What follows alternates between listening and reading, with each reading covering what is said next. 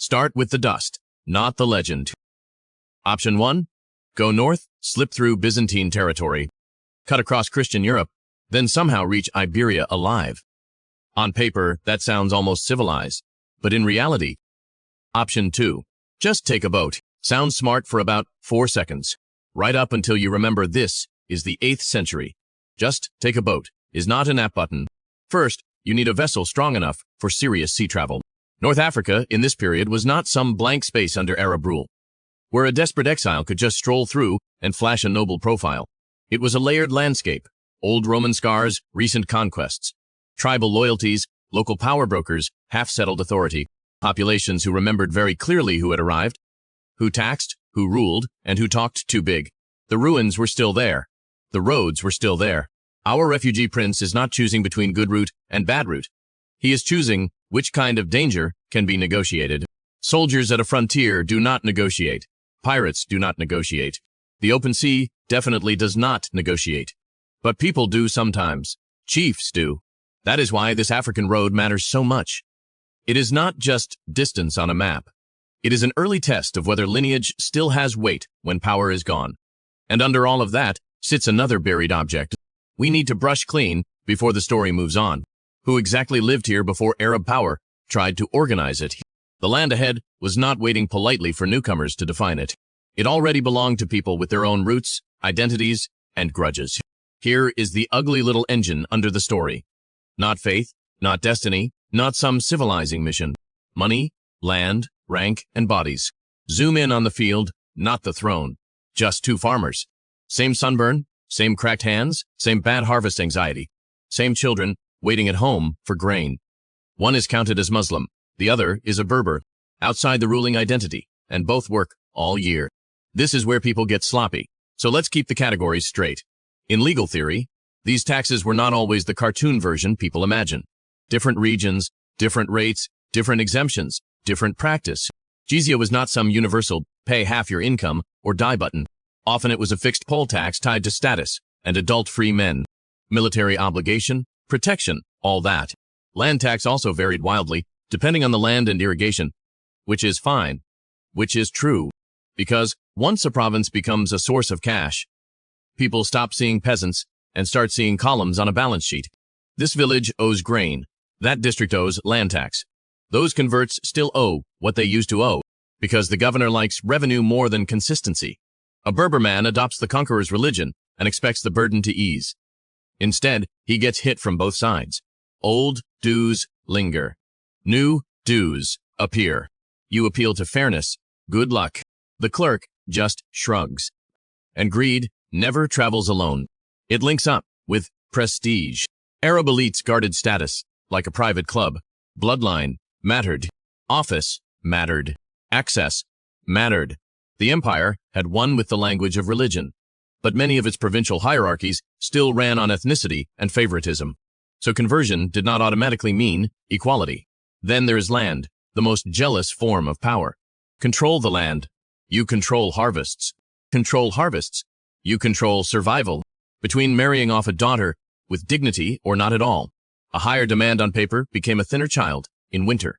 A collector's extra percentage became a woman melting jewelry, just to keep the household alive. And if power can reach into the field, it can reach into the family. Rule is never only about coins, it is about reproduction too. Who gets recognized as a proper member of the new order? Whose marriages elevate status? Whose children inherit land without challenge? Whose women become bridges between communities?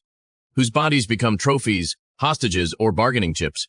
Empires do not just annex territory. They reorganize kinship. So no. The anger building here was not some vague dislike of outsiders. Local pride, humiliated by distant officials. Converts discovering religion opened the door, but not the table. Every insult by itself might be survivable. Put them together, year after year. And greed does something miraculous. It manufactures solidarity. Tribes that spent generations distrusting one another suddenly find a shared vocabulary, and it is not theology. That is when conquest starts to rot from within. Defeating scattered communities is one thing. Governing them while skimming their labor and discounting their dignity. Confusing domination with order. That is how an empire teaches its subjects to cooperate against it. The rulers just wanted obedient taxpayers. Here is where the whole machine starts coughing up sparks. Not because one brave rebel won a battle. Zoom in on North Africa after the revolt. On paper, the empire still exists. In practice, it is held together with exhausted governors and unpaid troops, insulted converts, local elites already doing the math on independence. That is what systemic collapse looks like in real life. Not one dramatic explosion. The problem was never just taxes or just ethnicity or just one cruel official going full villain mode. It was the chain, Arab ruling class at the top, newly converted non-Arab Muslims, promised inclusion. Then reality hitting with unequal treatment and old hierarchies preserved. Obligations still falling hardest on those farthest from power. So when the Berber revolt spread across what is now Morocco, it wasn't random chaos. It was all the receipts being slammed on the table at once. Tribes that normally competed suddenly found something stronger than rivalry. A shared memory of humiliation. Men good enough to bleed in campaigns, but not good enough to stand as equals in the order they defended. Communities squeezed for revenue, then blamed for resisting. And then comes the funny part, if by funny we mean historically catastrophic. The Umayyads sent a massive army to crush the rebellion. Standard imperial move, big banners, big confidence. Lots of speeches about restoring order. But armies are not powered by speeches. They are powered by supply lines, trust, recruitment, and a social contract people still believe in. The regime spent years poisoning that contract. Now it had to fight populations it had alienated. Across terrain it did not fully control. With local support already leaking away. Result: defeat. That defeat mattered far beyond the battlefield. Empires do not only rule with soldiers, they rule with reputation. The idea that resistance is useless. The idea that the center always comes back stronger. Once that illusion cracks, every ambitious governor sits a little straighter. Every tribal leader starts taking meetings. And here is the poison pill inside every emergency coalition. Once the common enemy stumbles, all the old fractures wake back up. The Berbers united to break an oppressive arrangement, not because they already built a durable replacement. The moment Umayyad pressure eased, the practical question arrived. Like a knife on the table. Who rules now? Who collects? Who commands? Who gets the port, the caravan route, the fortress, the title? The region turned into a mess of opportunity and paranoia. North Africa, infighting. Al-Andalus, insecurity everywhere. The old Umayyad order lost its center. The Abbasids tried to extend authority. Christian powers pressed from the north. Southern groups were restless. Governors dreamed private dreams. Everybody claimed legitimacy. Almost nobody had enough force to make that claim feel permanent.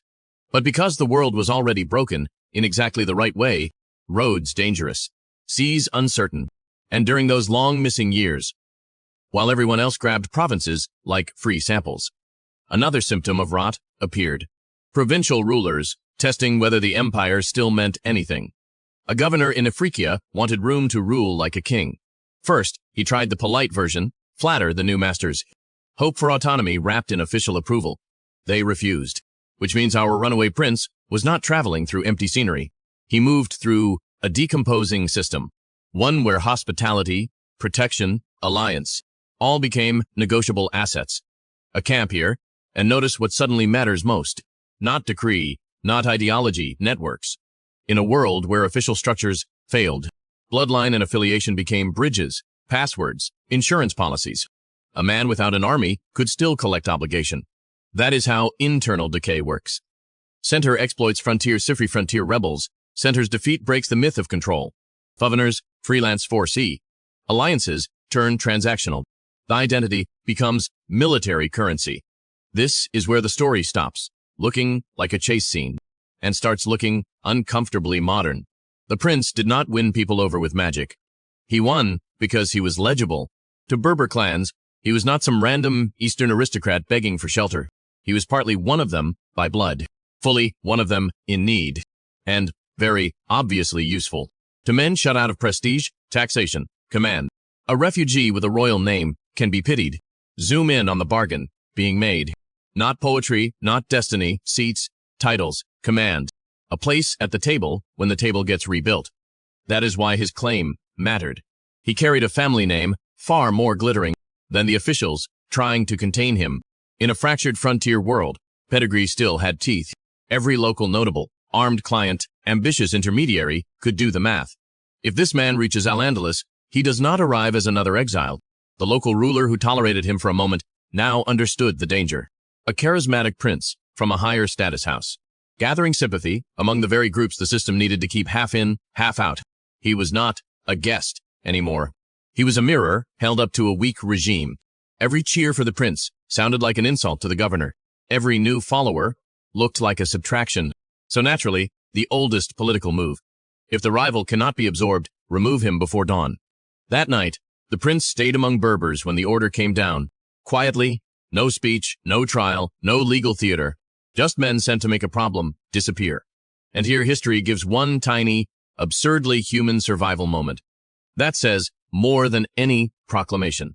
He was hidden by a chieftain's wife among her personal belongings. People tried to laugh that off as too cinematic. But that is exactly why it matters. Empires issue decrees on parchment. Lives are saved under cloth, in shadows behind a woman's locked chest. Public authority on one side, household networks on the other. Formal rank says the governor rules. Actual events say a frightened prince survives, because people below state paperwork decide he should. Once you see that, the age becomes less exotic and more recognizable. Institutions claim monopoly. Survival runs on favors, kinship, informal protection, and whoever opens the right door at the right hour. After that, no more pretending. He and Badr packed fast and kept moving west all the way to Morocco, carrying not victory, but proof. Proof. The existing order was too insecure to negotiate, too brittle to tolerate competition. 5 years into flight, the prince finally reached a zone where support could be organized deliberately. Not everyone welcomed him, of course. Some Berber groups wanted nothing to do with another imported claimant. Fair, they had seen enough men arrive with grand promises and armed entourages. But enough people saw value in him. That is the key. History doesn't turn when everyone agrees. It turns when enough factions decide the old arrangement. Costs more than the gamble. Then comes the move that snaps the whole episode into focus. He sends Badr across the water to Al-Andalus to sound people out, while he stays in Morocco to build backing on his side. That is not the behavior of a fugitive, only trying to stay alive. That is someone building a two-shore coalition. Messengers, promises, reputations, old loyalties, wounded pride, ethnic grievances, status anxiety, all now linking into a single political cable stretched across the strait. On the other side sits the governor of Al-Andalus, staring at a peninsula, drowning in disorder. He knows the population wants stability. He knows many blame him for the chaos. So when news arrives, an Umayyad prince of superior lineage may land. The threat is not symbolic, it is terminal. The prince represents what failing administrators fear most. Not an enemy from outside, but a cleaner version of legitimacy than the one they sell. That is the mirror. A divided society. A discredited manager. A claimant with a stronger brand. Marginalized groups treated as muscle until they become kingmakers. Politics conducted through patronage, fear, rumor, emergency violence. Strip away robes and horses. The mechanism is painfully familiar. Here is the modern verdict, and it lands a little too close to home. Strip away robes, banners, dramatic horse traffic. What do you get? A state official using every familiar playbook. Discredit the rival. Pin a murder on someone else. Buy loyalty with marriage. Stall for time. Solve legitimacy with overwhelming force. New century. Same bureaucratic panic. Details medieval. Operating system not. And notice what really failed. Not just one governor making bad calls, but a whole political machine allergic to trust. When power is unstable, every relationship turns transactional. A daughter becomes a diplomatic coupon. That is why southern regions surrendered so quickly to Abd al-Rahman. Not because everyone woke up romantic for a fallen dynasty. Because legitimacy on paper means very little. When the current administration feels expensive, distant, brittle, people don't stay loyal to a seal. They stay loyal to a structure that still works. Modern audiences rush to easy verdicts, villain, hero, done. But history gets uglier when you slow the camera down. The old talking point, everything was just tax oppression, misses the mechanism. Systems like land tax, military duty, exemptions, local enforcement, religious law, provincial abuse were not one cartoon cauldron. On paper, Some rules were limited, negotiated, structured. Those rules could be distorted, weaponized, remembered as humiliation anyway. That distinction matters. Once administration loses credibility, even a lawful levy feels like extortion. Even a legal arrangement feels like domination. Institutions don't collapse only when unjust. They collapse when nobody believes they'll be applied fairly. From today's vantage point, the judgment is brutal. The governor didn't face a mere rebel. He faced a confidence vacuum, and he fed it. Every clumsy maneuver advertised weakness. Smear campaign, I can't defeat him cleanly. Marriage offer, I can't command, so I'll bargain. Giant army, I think numbers replace loyalty. That scene is more than a cool military reversal. It is a modern lesson in state failure. When your chain of command is tired, complacent, poorly defended, a smaller force with purpose can punch through superior resources. Not because of miracles, because organization beat mass, conviction beat routine. Maybe that is the sharpest judgment. Abd al-Rahman didn't win by being the biggest. He won by understanding what governments forget. People can smell fragility. They hear it in contradictory orders. They see it in rushed alliances, panicked appointments, officials buying outcomes they can no longer govern into existence. By the time Yusuf marched on Cordoba with all the theater of inevitability, the crack was already there. The prince just put his hand through it. So no, the modern reading is not great man destiny, not bad governor, end of story. It is this. A regime can survive enemies for a long time, but it rarely survives its own thinning legitimacy. Once enough groups, Berbers, Syrians, local notables, exhausted townspeople watching from the walls, decide the center is no longer credible, the contest changes. Then one night attack is not just a tactic. It becomes a verdict delivered ahead of the paperwork. And the really uncomfortable part. We still build systems that way. We still assume procedure can compensate for distrust. We still confuse administrative scale with real authority. We still wait until the camp is vulnerable. Then act shocked when someone strikes supply lines first, arriving before the larger army does. This is where the story stops being a heroic escape movie and turns into the oldest joke in history. Nobody really wins. They just inherit the same mess with better banners. Yes, the refugee prince took Cordoba. Yes, the city opened its gates. Yes, the defeated governor was captured, offered mercy, ran, tried one last comeback, and got turned into a warning before breakfast. On paper, that looks like destiny. Hunted man crosses deserts, outlives massacre, rebuilds throne, plants a new dynasty, proves legitimacy can ride in. Covered in mud and exhaustion, and still beat polished officials. Great ending, roll credits. Except, no, history doesn't care about clean endings. It cares about what happens after the cheering stops. Soldiers want pay, elites want favors. Governors want autonomy. Every promise made in crisis sends an invoice in peace. Look closer. The prince survives the purge. But he cannot resurrect the world he lost. He can build an emirate, not rewind time. He can repel attacks, not erase the new order across the sea. He can turn Cordoba into a refuge, even a powerhouse. But every refuge that becomes a state immediately starts manufacturing the same pressures. That broke other states. Patronage, faction, loyalty bought today and doubted tomorrow. The palace changes hands. The human hardware does not. Same ambition, same fear. The curse is that every generation thinks its tools make it different. Medieval governors had horsemen, sealed letters, tax collectors, tribal bargains, sleepy armies ambushed before dawn. We have servers, data centers, satellite maps, biometric databases, predictive models, central banks, surveillance dashboards, enough management, vocabulary to bury a city. But strip away the chrome. What do you still find? A state holding territory with overstretched force. Rival elites calling self-interest stability. Legal ideals on one shelf, local abuse in the next room. A population told the burden is temporary, necessary, regrettable, patriotic, wholly efficient, modern. Pick your costume. Abd al-Rahman escaped one machine and built another because that was the only language power understood. His dynasty later flourished, then softened, then splintered. The story that began with a prince and a loyal companion ended centuries later in fragmentation, opportunism, outsiders pressing into the cracks. Not because people back then were uniquely foolish, because success contains the seeds of repetition. A strong center creates dependence. Dependence become factions. Factions become mini-states. Mini-states invite intervention.